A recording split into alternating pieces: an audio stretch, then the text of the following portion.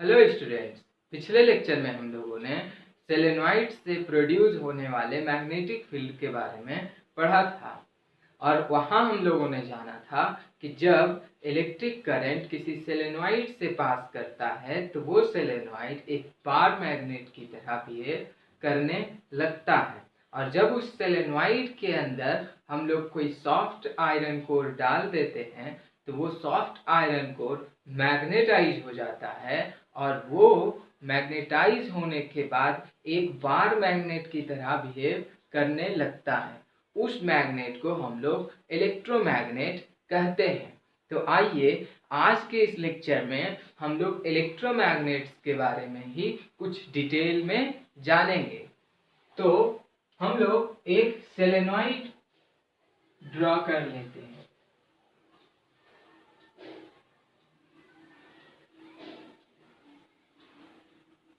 इस सोलेनॉइड को हम लोगों ने एक बैटरी से कनेक्ट किया है और इसके दूसरे एंड में हम लोगों ने एक स्विच लगाया है। जब हम लोग इस स्विच को ऑन करते हैं तो इलेक्ट्रिक करंट इस डायरेक्शन में फ्लो करने लगता है, जो कि इस एंड पे क्लॉकवाइज है तो इस एंड पे एंटी क्लॉकवाइज होगा।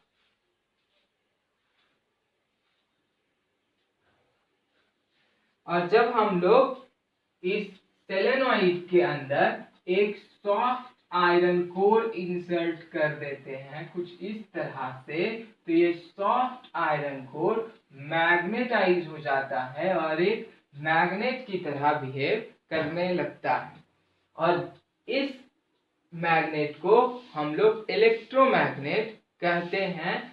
और इस मैग्नेट का एक एंड नॉर्थ पोल की तरह और दूसरा एंड साउथ पोल की तरह बिहेव करेगा। इस मैग्नेट के साउथ पोल और नॉर्थ पोल को पता लगाने के लिए हम लोग क्लॉकवाइज रूल का यूज कर सकते हैं। हम लोग जानते हैं कि अगर करंट का डायरेक्शन क्लॉकवाइज होगा तो वो फेस साउथ पोल की तरह बिहेव करेगा और अगर करंट का डायरेक्शन एंटी क्लॉकवाइज होगा तो वो एंड नॉर्थ पोल की तरह बिहेव करेगा। अब जान लेते हैं कि इलेक्ट्रोमैग्नेट क्या है। इलेक्ट्रोमैग्नेट एक ऐसा टेम्पररी मैग्नेट है जो कि इलेक्ट्रिक करंट से बनाया जाता है। It means electromagnet is a temporary magnet which is produced by electric current. So we will write it. Electromagnet is a temporary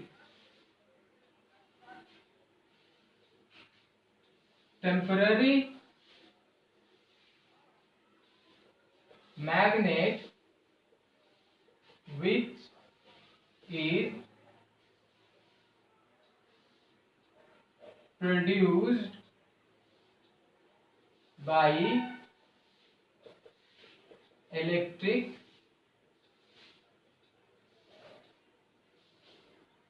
current. Students, इस इलेक्ट्रोमैग्नेट को हम लोग टेम्पररी मैग्नेट इसलिए कहते हैं क्योंकि ये तभी तक मैग्नेटाइज्ड रहता है जब तक कि इलेक्ट्रिक करंट इससे पास कर रहा होता है। जब हम लोग इलेक्ट्रिक करंट के पावर को ऑफ कर देंगे तो ये फिर से डीमैग्नेटाइज्ड हो जाएगा और फिर से नॉर्मली बिहेव करने लगेगा, इसका मैग्नेटिक प्रॉपर्टी खत्म हो जाएगा। स्टूडेंट्स, अब हम लोग जानेंगे कि किसी भी इलेक्ट्रोमैग्नेट का मैग्नेटिक स्ट्रेंथ किस किस फैक्टर्स पे डिपेंड करता है। So we will write factors on which the strength of magnetic field produced by an electromagnetic magnet depends. Number 1, students हम लोग जानते हैं कि ये इलेक्ट्रोमैग्नेट इलेक्ट्रिक करंट की वजह से मैग्नेटाइज्ड होता है। इट मीन्स अगर हम लोग इलेक्ट्रिक करंट के अमाउंट को इंक्रीज कर देंगे तो इलेक्ट्रोमैग्नेट के मैग्नेटिक फील्ड का स्ट्रेंथ भी स्ट्रांग हो जाएगा। So we will write by on the amount of electric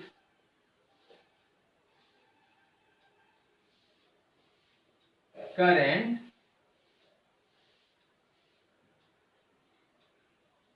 passing through the solenoid. If we increase the amount of electric current, then the magnetic strength of the temporary magnet, it means electromagnet, will be increased. Now, second factor is number of turns of the solenoid. If we increase the number of turns, then the magnetic field will also increase. So, we will write on the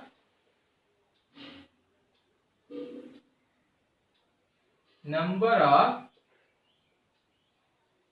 turns in the coil solenoid. Now, third factor is air gap between the poles.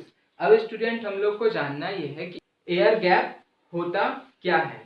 मान लेते हैं कि ये pole north pole है और ये pole south pole है। जब हम लोग इसको मोड़कर एक यू शेप में ले आते हैं तो क्या होता है, इन दोनों पोल्स के बीच का गैप कम हो जाता है। इसी को हम लोग कहते हैं एयर गैप। और जब जिस मैग्नेट का एयर गैप कम कर दिया जाएगा तो वो मैग्नेटिक फील्ड इंक्रीज हो जाएगा। और जब हम लोग एयर गैप को इंक्रीज कर देते हैं तो मैग्नेटिक स्ट्रेंथ डिक्रीज हो जाता है। अगर इस बार मैग्नेट का हम लोग एयर गैप कम कर दे तो मैग्नेटिक स्ट्रेंथ इंक्रीज हो जाएगा। So we will write the length of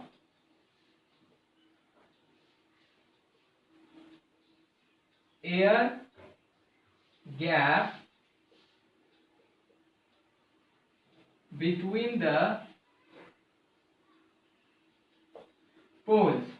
अब हम लोग electromagnet, it means temporary magnet और परमानेंट मैग्नेट के बीच का कुछ इंपॉर्टेंट डिफरेंस जान लेंगे और ये जानने की कोशिश करेंगे कि किस तरह से एक इलेक्ट्रोमैग्नेट ज़्यादा अच्छा होता है एक परमानेंट मैग्नेट के कंपैरिजन में। स्टूडेंट, एक इलेक्ट्रोमैग्नेट के मैग्नेटिक स्ट्रेंथ को हम लोग इंक्रीज या डिक्रीज कर सकते हैं इलेक्ट्रिक करंट के अमाउंट को कम ज़्यादा करके, या तो फिर number of turns in the coil को इंक्रीज और डिक्रीज करके हम लोग मैग्नेटिक फील्ड को अधिक या कम कर सकते हैं। इट मीन्स इंक्रीज या डिक्रीज कर सकते हैं। लेकिन जब परमानेंट मैग्नेट में हम लोग ऐसा नहीं कर सकते हैं। परमानेंट का मैग्नेटिक फील्ड का स्ट्रेंथ फिक्स होता है, उसको चेंज नहीं किया जा सकता है। This is the one of the advantage and one of the difference between the permanent and temporary magnet. अब हम लोग दूसरे एडवांटेज की बात करेंगे।